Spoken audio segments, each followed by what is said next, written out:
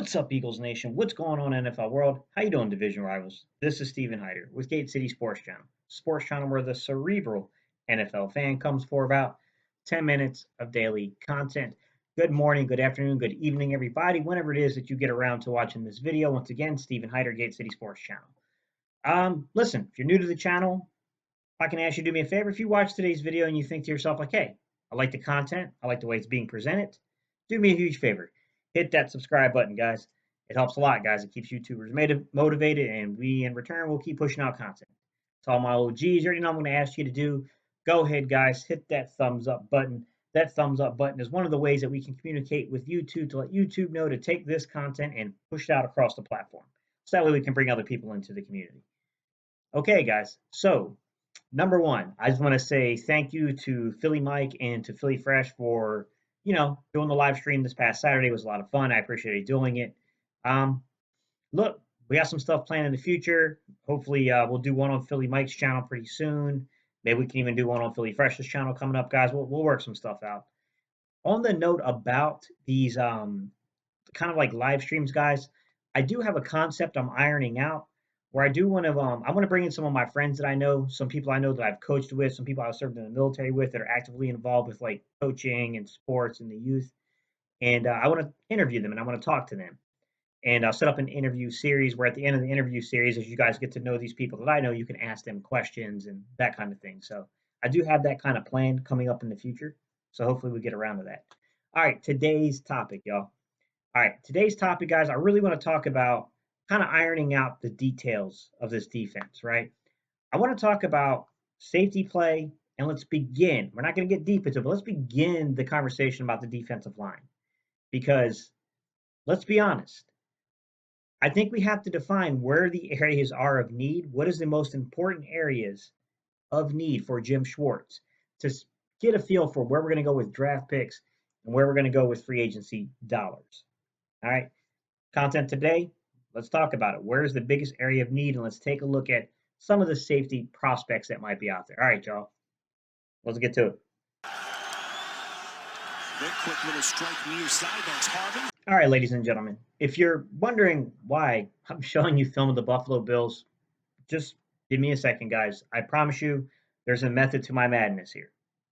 If you didn't realize that was footage from back in 2014, why would I show you footage from the Buffalo Bills in 2014? Many of you already know the answer to that, right? It's the last year that Jim Schwartz was the defensive coordinator there. So, when we look at Schwartz's scheme, as I'm trying to define what might he want here, right? I think that there's going to be a renewed interest and a renewed energy around getting Jim Schwartz the correct fits and the correct players this offseason. So, I think you have to define that. Like, what is that?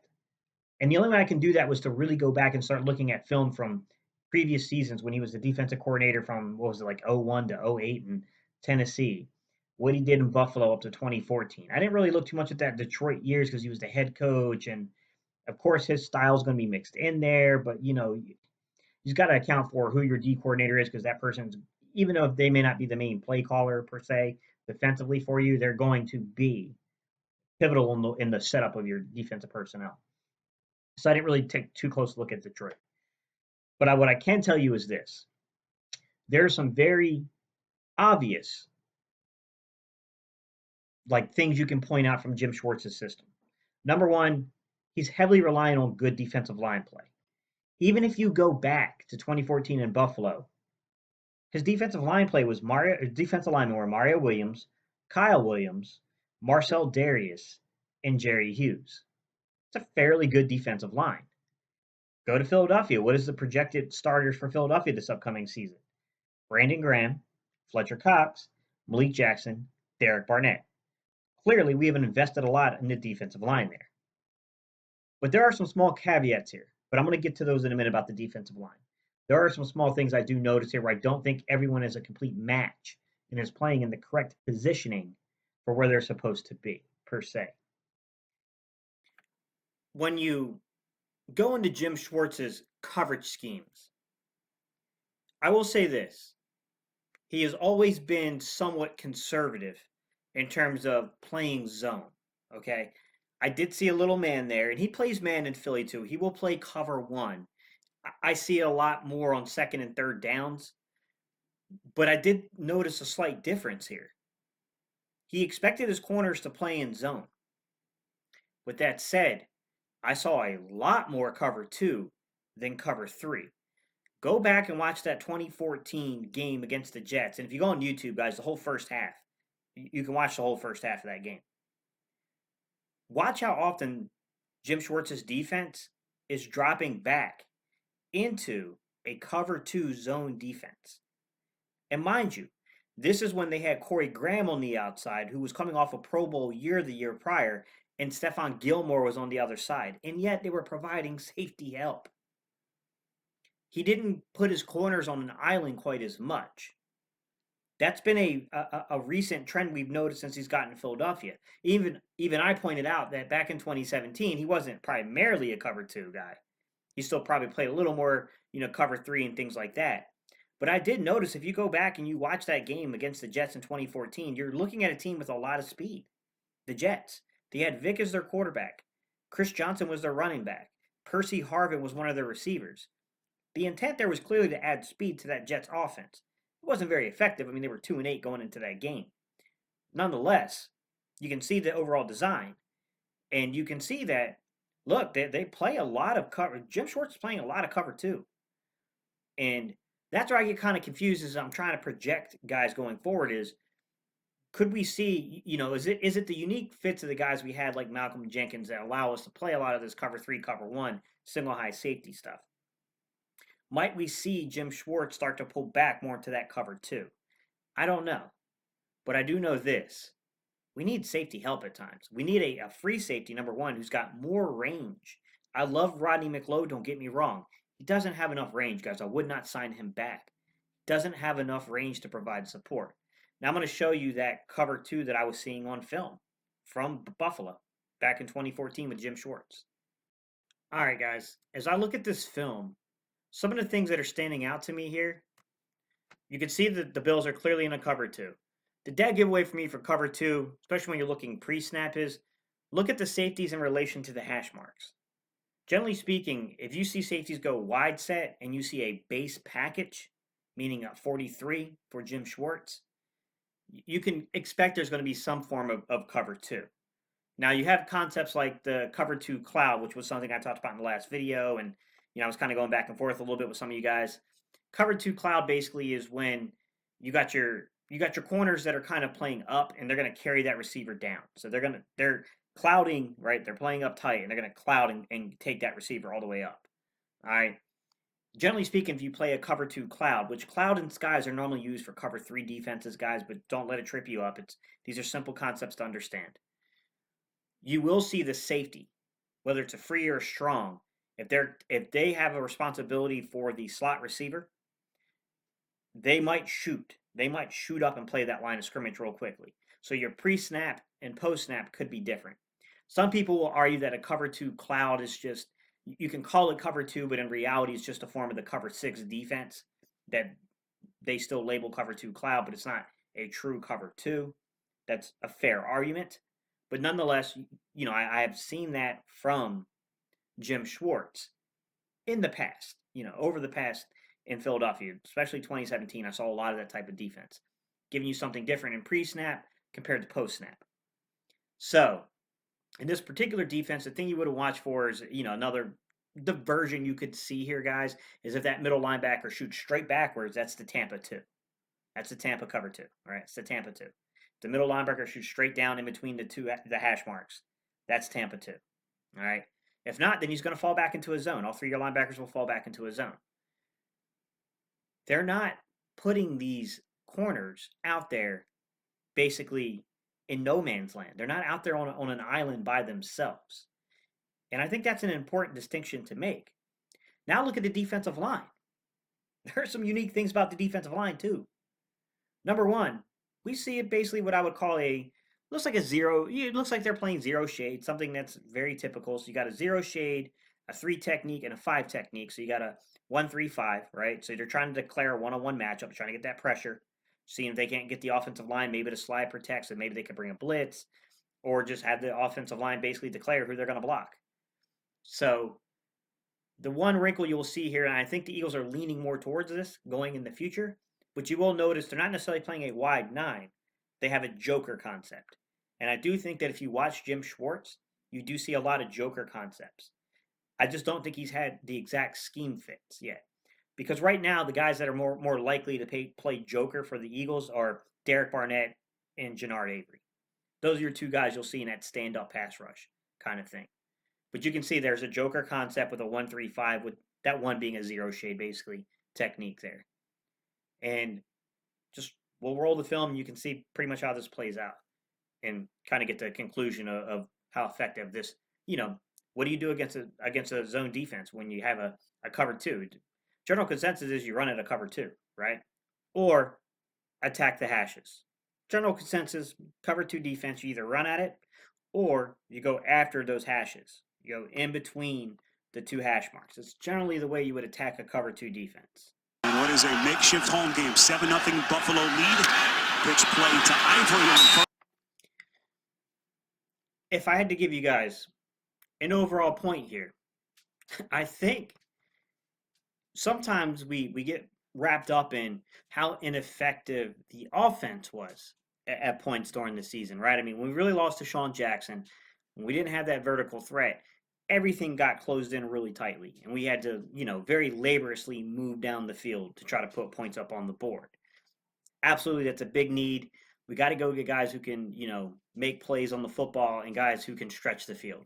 You got to have both, right? We got to have guys that develop. We went out and got Aaron Moorhead. I've heard nothing but high praise from him on the offensive side. Do not sleep on the point I'm about to make about the defensive side of the football.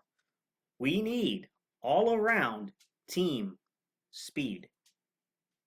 Do not sleep on this point, guys. Defensive end. I'm going to get in this in a lot more detail as we go on through the week, guys. But I just want to point something out. Jerry Hughes, the football player Jim Schwartz had in Buffalo, who played that joker position, that wide nine type positioning, was a 6'2", 254-pound, kind of in-betweener defensive end, outside linebacker, kind of in-betweener kind of player, right? That ran a 4.69 40. Derek Barnett, who I do think has some athleticism to him, is a 6'3", 258-pounder who runs about a 4.88 40-yard dash. I don't know that Derek Barnett could do the same thing with being able to get his body going in one direction to rush the passer, realizing what's going on with a quick out, a little dump off to the flat, and get himself in position to make a play. I do think team speed needs to be improved. I do think there are guys that have been envisioned. I'm going to tell you a guy right now. I'm going to go much deeper into this as the week goes on, guys. Like I said, don't sleep on Jannard Avery having a whole year now in the system with an offseason. I wouldn't sleep on that kid because he's a 6', 250-pounder who's an in-betweener defensive and outside linebacker kind of type that ran a 4.6 40. Kid's got speed. Like, he's going to need time to get adjusted. You don't spend a fourth-round pick on a kid like that in a draft that is loaded this year unless you really feel confident that that kid can play. You just don't make that kind of move. And I see them, I'm telling you guys, just a hint, I see Jannard Avery playing a lot of stand-up joker in the near future for the Philadelphia Eagles. A lot more than we saw this past year in a lot more pivotal role. We need a free safety who can cover the whole range of the field. We need someone with much better range, okay? We need a guy that can come down and play a slot receiver. You possibly have to bounce outside and play outside technique, okay?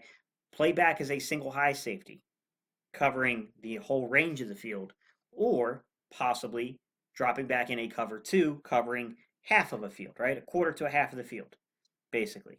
If you're playing cover four, then that would be a quarters, kind of coverage. If you're playing cover two, then he's going to basically have his own man if he's singled up, or he's going to have a half of the field from one side of the hash mark all the way over, basically.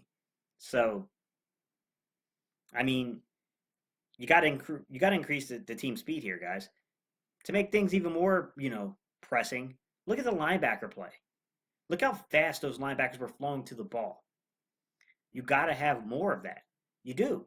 You got to have better athletes at the linebacker position. We do. Guys who can play the run and play the pass. We have not invested wisely at linebacker, and I think it's haunting us defensively. I'm not saying you need to have three starting caliber guys on your football team per se, because I do think that you won't see quite as much base anymore in the NFL. You're going to see way more, utilization of sub packages. So you'll see two linebackers kind of, even if you were to use the cover two, you'd still be in that nickel base. You'd have a slot corner in there. You'd have your two safeties kind of. You're going to see that. So I mean, that's just the way it's going to be. I mean, that's going to be the continuation of the way things go.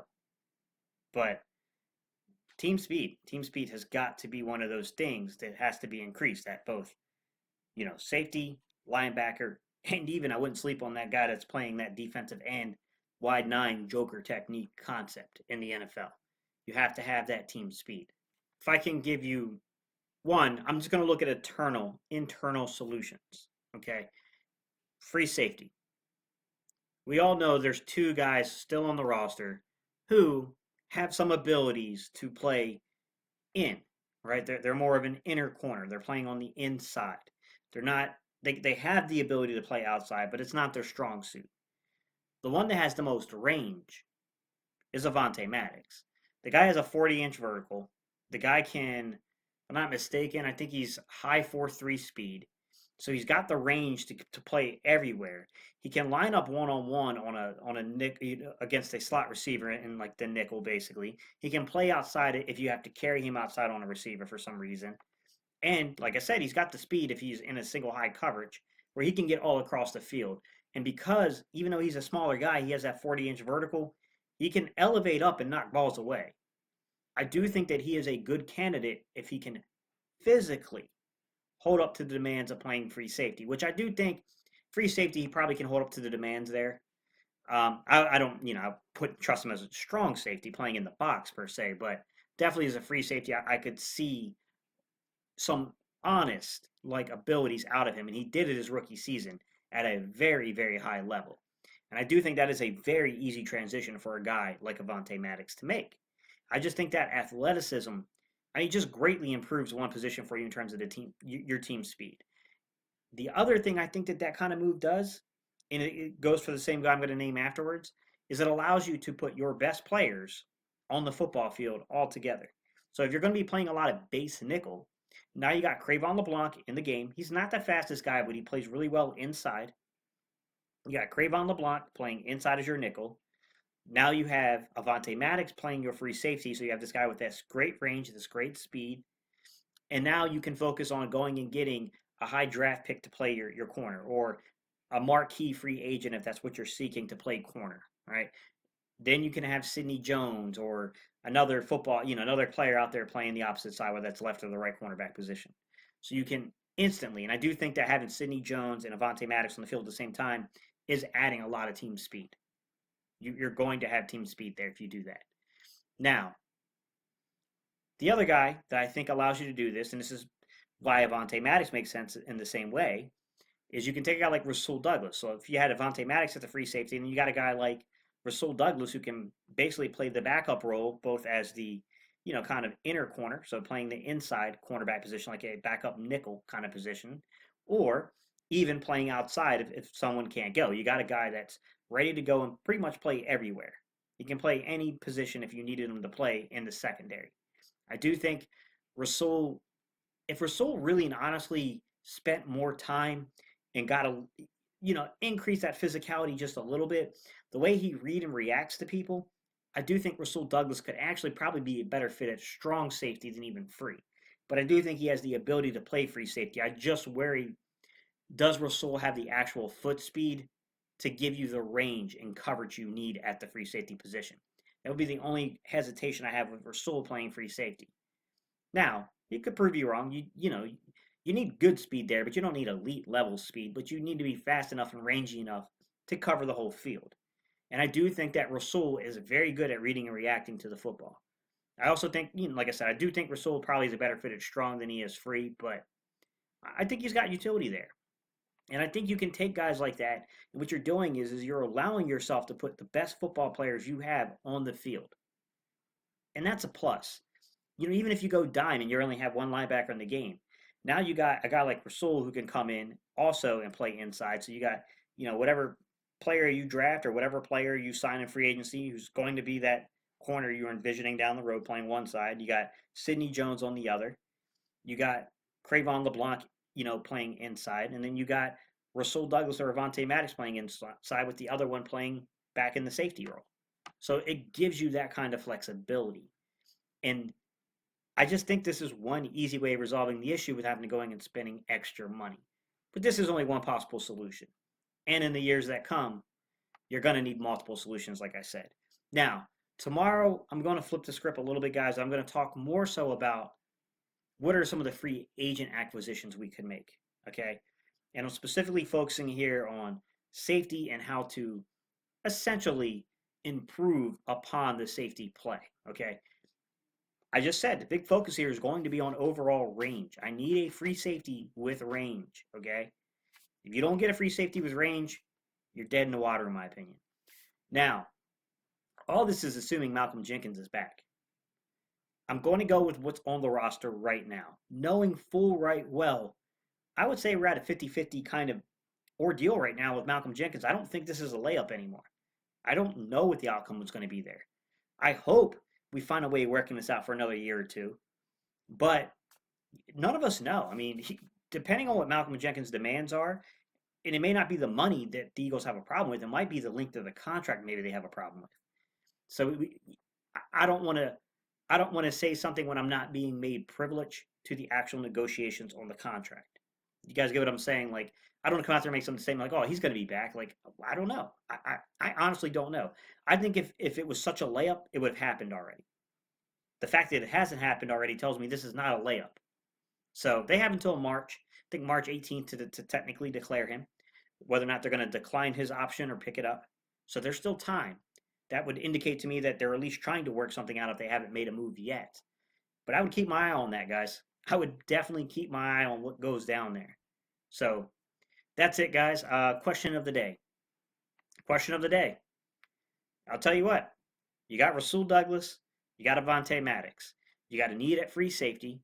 You need someone who can play the ball. You need someone who's got range. Internal candidates. What do you think? Who do you think? Why do you think they would be a fit? And last but not least, tell me, where are you going to move everybody? Who's your left corner? Who's your right corner? Who's your nickel, right? Who's going to be your free safety? Who's going to be your, backup for all these positions? Let me know your opinion, guys. All right, y'all. I did not include Jalen Mills in this perspective because Jalen Mills is technically a free agent. That would come with tomorrow's video. All right, y'all. Peace. I'm out of here. Y'all know what time it is. EAGLES. All right, y'all. I appreciate y'all tuning in, guys. Whoo.